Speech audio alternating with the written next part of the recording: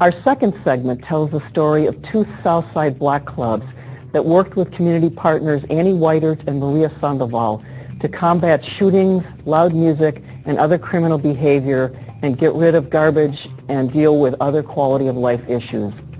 The partners and Black clubs united other residents with the district attorney's community prosecutor in District 6, resulting in the arrest of several gang members.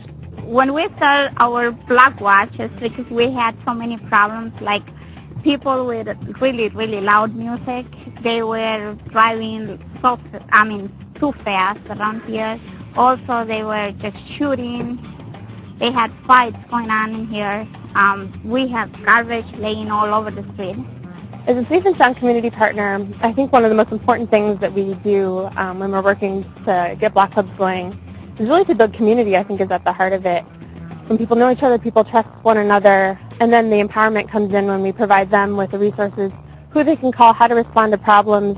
We can kind of help facilitate that, responding to the problems that are there, and then eventually, I think the goal is to get to the point where the neighbors are empowered enough that they're seeing problems and responding to them on their own. The community partner, Annie Whitert, helped her out, telling her to talk to the neighbors to see if everything will come down, and try to resolve the problem. When I first came and got to know the neighbors in this neighborhood, they definitely had a lot more complaints about problems that were happening, and I didn't maybe see as much collaboration, but now this is probably one of my all-star Black clubs.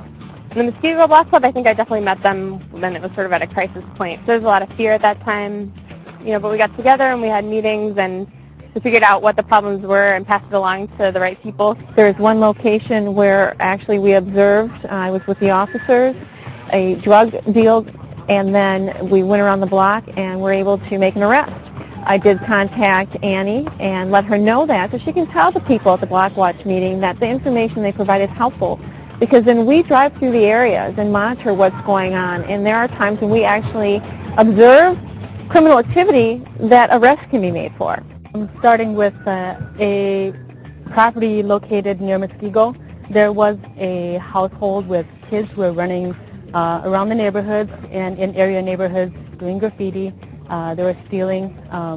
We were able to work with Annie to get a hold of some names for us that were helpful in prosecuting the offenders. I think that by keeping youth involved in positive activities, having them be out in their neighborhoods, talking to people, getting to know their neighbors, the residents, law enforcement, everyone who is part of a community is a good way to keep them involved and off the street. Safe places for children certainly helps all of the kids in the community who need a safe place to go after school.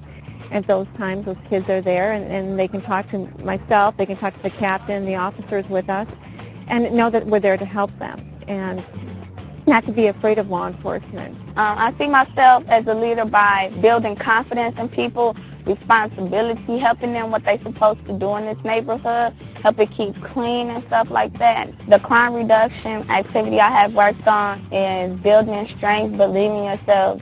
You always have confidence, and you have to solve your conflict before you try to fight it out. I have did these activities at Journey House, also at the Milwaukee Christian Center known as MCT.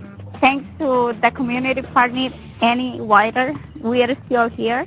Otherwise, probably I will be gone, selling my house and be out of this neighborhood. I think it's important that people in the neighborhood go to Black Watch meetings.